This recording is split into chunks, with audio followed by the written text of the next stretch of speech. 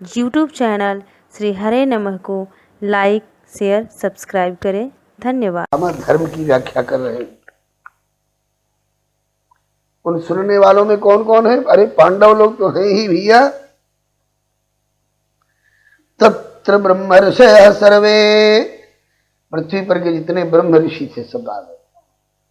तत्र ब्रह्म ऋषयः सर्वे देवर्षयश्च सप्तम, देव ऋषि भी वहां पर विराजमान है। राजर्षयश्च, जितने राज ऋषि हैं ब्राह्मण होकर के जो मंत्र तत्ववेत्ता है उनको ऋषि कहा जाता है।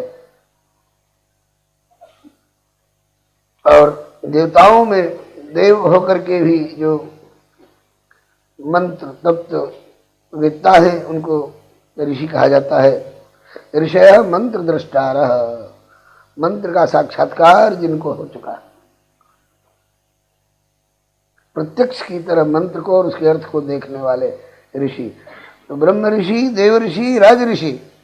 तत्रासन द्रष्टुम भरतपुंगवम, उनमें से कुछ के नाम दिए गए हैं। पर्वतो, पर्वत ऋषि। नारदो, धौम्यो, भगवान बादरायण, वेदव्यास जी भी विराजमान है। बृहदश्वो भरद्वाज, सशिष्यो रेणुकासुतः, अपने शिष्य वृंद के साथ। रेणुकासुतः मैंने परशुराम जी, जमनिया के निवासी। बहुत लोगों को मालूम भी है कि नहीं, जमानिया जी इसको आजकल बोलते हैं। मुगल सराय और बक्सर का स्टेशन है। प्राचीन नाम उसका है जमदग्नि आश्रम, वहीं परशुराम जी का जन्म हुआ है। वहीं पर शंकर भगवान ने कामदेव को अपने तृतीय नेत्र की ज्वाला से जलाकर राख की है। रेणुका सुतः, रेणुका देवी के पुत्र श्री परशुराम जी सशिष्य, अपने समस्त शिष्य मंडली के साथ वहां विराजमान थे। वशिष्ठ, वशिष्ठ जी भी उस समय भीष्म पितामह का दर्शन करने और दर्शन देने पधारे हैं। श्री हरिनव इंद्र प्रमद नाम के ऋषि, त्रित नाम के ऋषि, गृत्समद नाम के ऋषि, असित नाम के ऋषि, कक्षीवान, गौतम, बक्सर से श्री गौतम जी भी पधारे थे। अत्रिश्च, चित्रकूट के रहने वाले अत्रि ऋषि भी पधारे हैं। कौशिकोथ, बक्सर वाले बाबा विश्वामित्र भी वहां पधारे हैं। सुदर्शन, सुदर्शन जी भी वहां विराजमान है। अन्ये च मुनयो ब्रह्मन ब्रह्मरातादयो मलाह, श्री सुखदेव जी भी वहां पर विराजमान हैं। ब्रह्मरातादय, ब्रह्मराज श्री सुखदेव जी और आदय और इत्यादि बहुत सारे महानुभाव वहां विराजमान हैं। ये सब सुन रहे हैं और भीष्म पितामह आज धर्म की व्याख्या कर रहे हैं। बोलो युधिष्ठिर, क्या समझना चाहते हैं? कहाँ कहाँ संदेह है? तेरा सारा संदेह मिटा करके जाऊंगा। तो अपरिच्छद विधान धर्मान ऋषीणाम चानुशृण्वताम, इन ऋषियों के सुनते सुनते श्री युधिष्ठिर जी ने पूछा, पुरुषस्वभाव विहितान यथा वर्णम यथा श्रमम, जिस कुल में प्राणी जन्म लेता है, जिस शरीर में प्राणी जन्म लेता है, उसके अनुसार उसका स्वभाव बनता है। ये काल कर्म गुण स्वभाव की डोरी में जीव बंधा हुआ रहता है। नीम के वंश में अगर पैदा होगा तो अंगूर जैसा मीठा फल नहीं देगा, मीठी पत्ती उसकी नहीं होगी। नीम के वंश में पैदा हुआ कोई प्राणी तो उसकी कड़वी पत्ती ही होगी। ऐसे सबका स्वभाव अलग अलग होता है। उसमें ब्राह्मण का स्वभाव, क्षत्रिय का स्वभाव, वैश्य का स्वभाव, शूद्र का स्वभाव, ब्रह्मचारी, गृहस्थ, वानप्रस्थी, सन्यासी, पुरुष, स्त्री, सब लोगों के स्वभाव के अनुसार, इनके जन्म कर्म के अनुसार जो इनके लिए कर्तव्य का निरूपण किया है शास्त्रों ने, यथा वर्णम और यथा आश्रमम। पुरुष स्वभाव हितान यथा वर्णम यथा श्रमम, वैराग्य रागोपाधिभ्याम आमना तो भय लक्षणान। जो वैराग्य और राग इत्यादि के कारण जो कोई बंधन में डालने वाले हो जाते हैं और कोई बंधन से छुड़ाने वाले हो जाते हैं। उन समस्त कर्म और धर्मों की व्याख्या श्री भीष्म पितामह जी ने युधिष्ठिर जी की जिज्ञासा के अनुसार, प्रश्नों के अनुसार युधिष्ठिर जी पूछते गए और श्री भीष्म पितामह बताते गए। दान धर्मान, दान के बारे में भी किसको दान देना चाहिए, किसको दान नहीं देना चाहिए,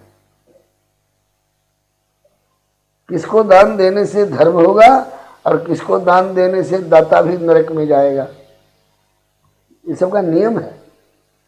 गुरुदेव पूज्य चरण श्री फलाहारी बाबा सरकार एक श्लोक में कहा करते थे,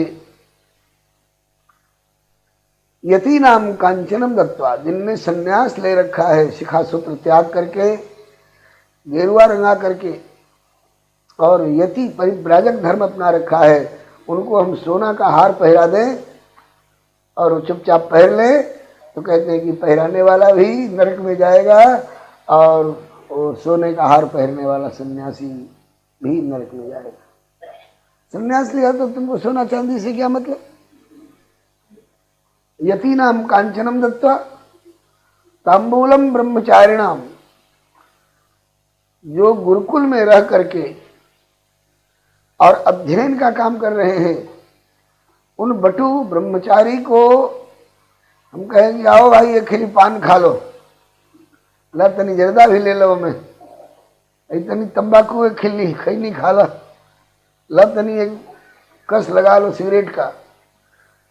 ये सब भोग पदार्थ हैं और इन पदार्थों का सेवन करने वाला ब्रह्मचारी विद्यार्थी तो नरक में जाएगा ही, उसको देने वाला भी नरक में जाएगा।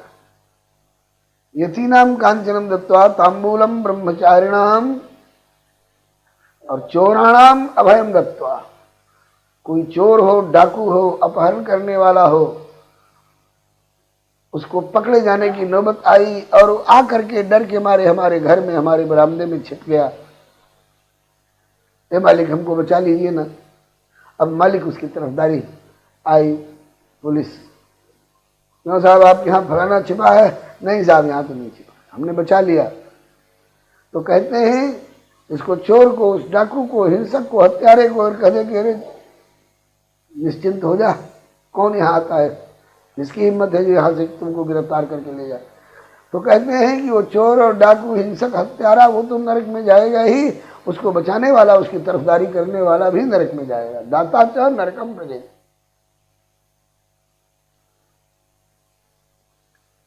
कोई भूखा प्यासा व्यक्ति पानी के बिना प्राण छोड़ रहा है, उसको पानी देना ठीक नहीं।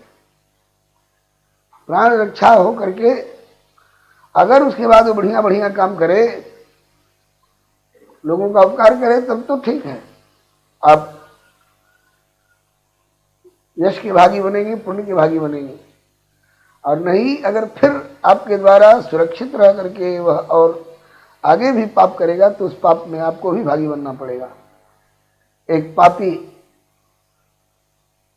जिससे कोई भी पाप नहीं बचा था, कितनों का गला फूंका और कितनों के गला घोंटे और कितनों की बहू बेटियों की इज्जत लूटी, और जब उसका शरीर में सड़ सड़ करके और पिल्लू पड़ने लग गया, बदबू आने लग गई, तो एक बार हमारे गुरुदेव के पास आया। बहुत लोग बैठे थे, सत्संग चल रहा था, शायद दालमिया नगर की बात है। उसके आते ही और बदबू के मारे लोगों की नाक में दम, सब नाक बंद करने लगे, क्या हो गया, कहाँ से ही बदबू आने लगी। तब तक हमारे महाराज जी बक्सर वाले गुरु बाबा बोले कि कहा हो, पाप करे कबीर, न पूछ लो खाकी बाबा से, अब आई बड़ा उपाय पूछे। जब अगर परिणाम आयल सड़ सड़ के चूहे लगला और बसाए लगला, तब आई बड़ा बाबा से उपाय पूछे, कोनो पाप छोड़ ले बड़ा। बाबा ऐसा बेवकूफ बड़ा जो तोहरा के कोई जा तुम्हार स्वास्थ्य ठीक हो जाई, तो स्वास्थ्य ठीक हो जाई तो तू जइबो वृंदावन अयोध्या जी, कि फिर वह डकैतियां करे जीवो, फिर वह गल्ला फूके वाला काम करबो। अब तक तू अपना जिम्मेवारी पर कुल कैले रह तो कर फल भोगत ताड़ा। अब तोहरा के यदि बाबा स्वास्थ्य दे दे, स्वास्थ्य के आशीर्वाद दे देस, आ फिर स्वस्थ हो जा, फिर पाप करे शुरू कर दो तो ओकरा में खकियो बाबा ने पाप के भागी हुई है। बहुत विचारना पड़ता है बंधु। तो किसको देना चाहिए किसको नहीं देना चाहिए इसका विचार किए बिना गाड़ी यश और पुण्य के बजाय अपयश और पाप का भागी हो जाता है। तो पुरुष स्वभाविदान यथा वर्णम यथा श्रमम वैराग्य रागोपाधिभ्याम आमना तो भय लक्षणान दान धर्मान राजधर्मान मोक्ष धर्मान विभागशः स्त्री धर्मान भगवत धर्मान समासभ्यास योगतः। किसी को समास शैली में और किसी को व्यास शैली में। समास माने संक्षेप में, कपि सब चरित समास बखाने। समास माने संक्षेप में और व्यास माने विस्तार पूर्वक। जो विस्तार पूर्वक बताने योग्य थे, जरूरी था उनको विस्तार पूर्वक बताया, और जो संक्षेप में बताया जाना काम चलाऊ हो सकता था उसको संक्षेप में बताए। नानाख्यान इतिहासेषु वर्णयामास तत्वविद। तत्व को तत्वतः जानने वाले भीष्म पितामह ने अनेक आख्यान इतिहास इत्यादि प्रस्तुत करते हुए सुनाए। धर्मम प्रबदस्तस्य सकालः प्रत्युपस्थितः यो योगिनश्छन्दं मृत्योर्वांछितः उत्तरायण। सुना रहे थे इसी बीच में सूर्य नारायण उत्तरायण हो गए। इसके बाद भीष्म पितामह ने कहा कि अब युधिष्ठिर तेरा मन संतुष्ट हुआ कि नहीं? दादाजी अपूर्णतया संतुष्ट। शांति पर्व में, महाभारत के शांति पर्व में भीष्म पितामह का उपदेश बहुत विस्तार के साथ अवलोकनीय है। उसमें एक आपद धर्म पर्व है। आपद धर्म पर्व इमरजेंसी में, संकटकालीन परिस्थिति आ जाए तो उस समय में क्या सोचना चाहिए, क्या करना चाहिए और कैसे करना चाहिए, ये सब का बड़ा विशद बारीक विवेचन। इसके बाद श्री भीष्म पितामह ठाकुर जी की ओर मुड़ गए। ठाकुर जी की ओर दृष्टि करते हुए बोले कि हे प्रभु, इतिमतिरूपकल्पिता वितृष्णा भगवती सात्वत पुंगवे विहुम्नि स्वसुखमुपगते क्वचित विहर्तुम प्रकृतिमुपेयुषि यद्भव प्रवाह। जैसे मकड़ी अपने रहने के लिए जाला बना लेती है और उसमें स्वयं विहार करती रहती है। जाला बनाने के लिए वो रेशा और धागा कहीं बाजार से खरीद करके नहीं लाती है। अपने संकल्प द्वारा मकड़ी अपने लार को टपकाती है और उसी से जाला बनती जाती है। उसमें ये क्षमता होती है, जितना चाहे जाला बुन ले, जब तक चाहे उसमें विहार करे, और फिर चाहे तो अपने भीतर से प्रकट किए हुए जाला को फिर अपने भीतर समेट भी ले सकती है। यूट्यूब चैनल श्री हरे नमः को लाइक, शेयर, सब्सक्राइब करें। धन्यवाद। जैसे ये ओवरसियर लोग, अमीन लोग, वो फीता रखते हैं ना, फुट वाला, 100 फुट्टा, निकालने लगे तो लगता है यहाँ से वहां तक कितना भरा था भाई इसमें। अब फिर जब समेटने लग जाते हैं तो सब उसी इतने में गोल मटोल, सब 100 फुट और 50 फुट इसमें आया। इस तरह से मकड़ी अपने भीतर से ही संकल्प करके जाला का रेशा पैदा करती है और बड़ा कई कोण का कलात्मक जाला बनती है। मनुष्य ऐसा नहीं कर सकता जितना वो कर लेती है, और जब तक चाहती है उसमें रहती है, खेलती है, दौड़ती है। उसमें आकर फंसने वाले मक्खी और कीड़ों का शिकार भी करती है, और फिर जब चाहे तो फिर उसको अपने भीतर समेट लेती है। इसी तरह से हे श्याम सुंदर प्रभु, ये सारा संसार मकड़ी के जाला की तरह आपने अपने भीतर से अपने संकल्प के द्वारा अपने प्रकृति को इशारा करके और उसके द्वारा रचना कराई है। स्वयं इसमें विहार करते हो, इसलिए बिहारी जी कहलाते हो। अवध बिहारी, चाहे वृंदावन बिहारी, चाहे वैकुंठ बिहारी, ये तुम्हारे क्रीड़ा का स्थान है। जब तक आपकी इच्छा है तब तक ये सृष्टि है, और जब आप इसको समेटना चाहोगे तो जैसे अपने भीतर से प्रकट किए हो ऐसे फिर अपने भीतर इसको समेट भी ले सकते हो, लेते हो। प्रभु, आपकी वो झांकी आज भी मेरे मन से बिसरती नहीं है, बिसरती ना ही सखी मेरे मन से, बिसरती ना ही सखी मेरे मन से,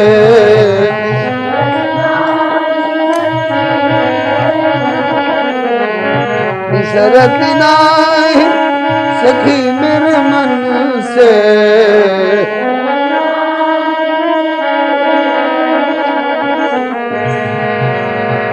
बिहरनी सरजू कीर की,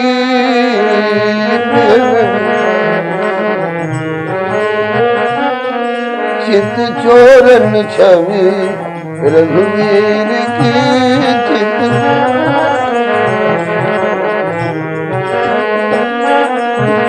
जर कसी पाग तिलक मृग मद को, जर कसी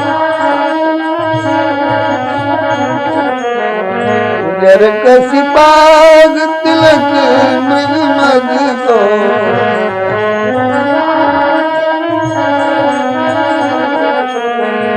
तापे कलंगी हीर की,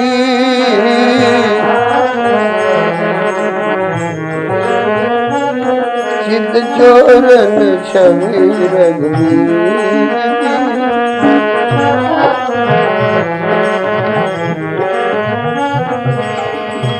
अभी थोड़ी देर पहले महात्मा जी गा रहे थे, छवि आवन मोहन लाल की छवि,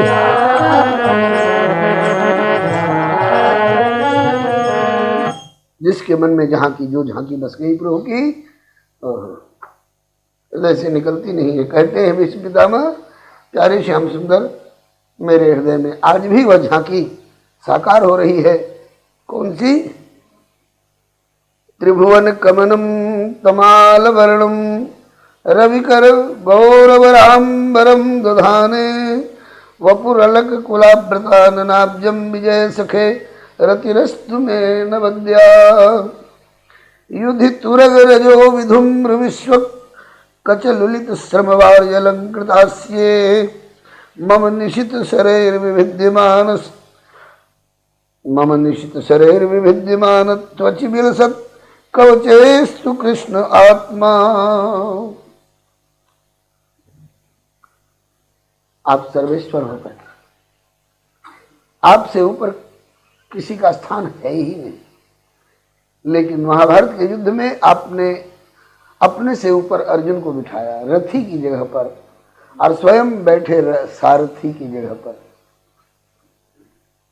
सारथी और रथी, रथी बना दिया अर्जुन को, तो ऊपर रथ पर बैठ, और बोले आप आज मैं तेरा सारथी की जगह पर बैठूंगा, गाड़ीवान कोचमान की जगह पर बैठूंगा।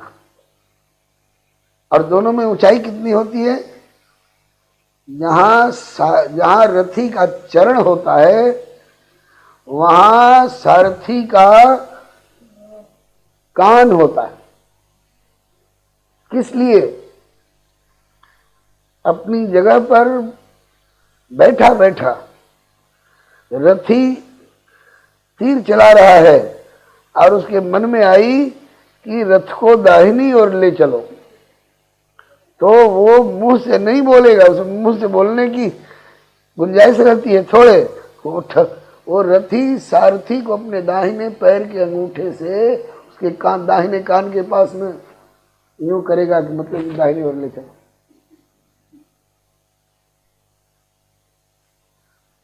मतलब कि अर्जुन का दाहिना पैर का अंगूठा श्री कृष्णचंद्र के दाहिने कुंडल युक्त कान के पास में, अर्जुन का बायां पैर भगवान श्याम सुंदर के बाएं कान के पास में। बाएं मुड़ना है तो बाएं पैर से इधर का कान के पास में थोड़ा सा खुदका दिया, इधर ले चलो। और उस युद्ध के दौरान जब घोड़ों के टाप से, सैनिकों की भाग दौड़ से जब धूल उड़ती और उड़ उड़ करके, और कहाँ जाती, जहाँ जहाँ जाती हो, तुम्हारी घुंघराली अलकावली पर भी वो रज उड़ उड़ करके पड़ती थी धूल। हे श्याम सुंदर, उस समय आपकी भौहें भी धूल से सनी हुई होती थी। आपके नेत्र के पलकों के ऊपर जो बरौनी है, बरुनी, वो भी धूल से भरी होती थी। वपुरलक कुलावृताननाब्ज। श्री हरे नमः। कमल के समान विकसित आपका श्री मुख बदनारविंद और उस पर पड़ी हुई धूल, और मैंने कई बार कई बाण मारे, अर्जुन को लगे सो लगे, मेरे कई बाण आपको ही लगे। और शरीर में पहरे हुए जो अंगत्राण, पादत्राण, शिरस्त्राण, कवच, कवच को भी भेदन करके मेरे कई बाण आपके शरीर में चुभे, और उनसे निकले हुए खून के फुवारे भी आपके शरीर पर जहां तहां लाल लाल वो भी दिखाई पड़ते थे। अपने प्यारे अर्जुन की रक्षा के लिए आपने मेरे बाण से, मेरे बाणों की चोट को आपने बर्दाश्त किया। और दूसरा कोई होता तो कहता कि जिस भीष्म ने मेरे कवच का भेदन कर करके मेरे शरीर का खून निकाला है, मैं उसका मुंह देखना नहीं पसंद करता, लेकिन नहीं, आप मुझे दर्शन देने के लिए,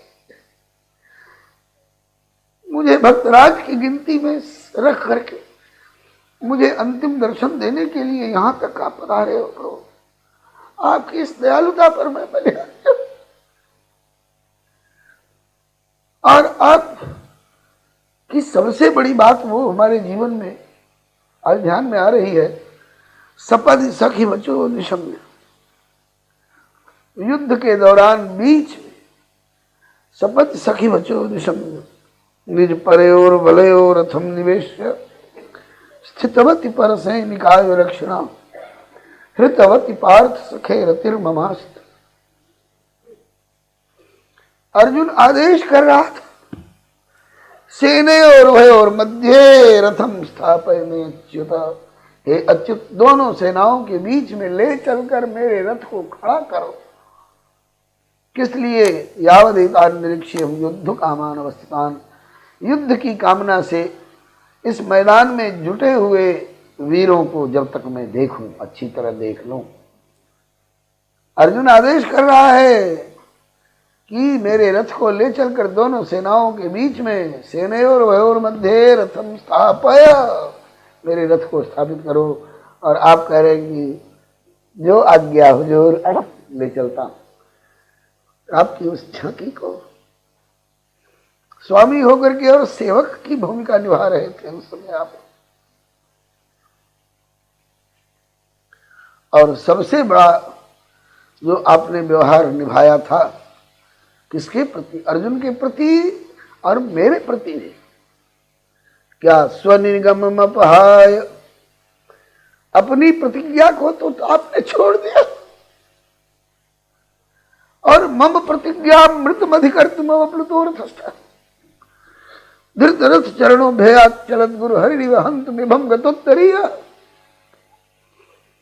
युद्ध प्रारंभ होने से पहले दोनों ने, श्री हरे नमः, युद्ध प्रारंभ होने से पहले कन्हैया ने शपथ ली थी, एक प्रकार की कसम सी खाई थी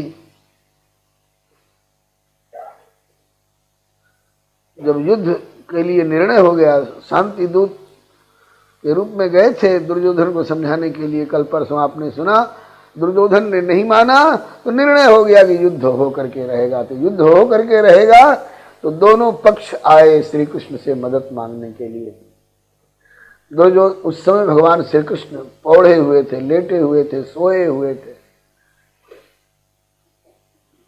अर्जुन भी पहुंचे और दुर्योधन भी पहुंचा। दुर्योधन अभिमान के मारे सिरहाने की ओर बैठे, अर्जुन दीनता के मारे चरणों की ओर बैठे। जब श्याम सुंदर की आंख खुली तो सोकर उठने वाला पहले सिरहाने की ओर देखेगा कि पहले पांव की ओर देखेगा? चरणों की ओर दृष्टि जाना स्वाभाविक है। अर्जुन दिखाई पड़े।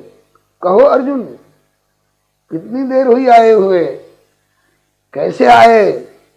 बोले कि मालूम है आपको, युद्ध ठनने वाला है, मदद मांगने आया हूं। ठीक है, मदद मिलेगी। तब तक दुर्योधन बोला कि उससे पहले का मैं आया हुआ हूं। तब घूम करके देखे, अच्छा आप भी आए? जी हाँ। पहले आए? बोले हाँ।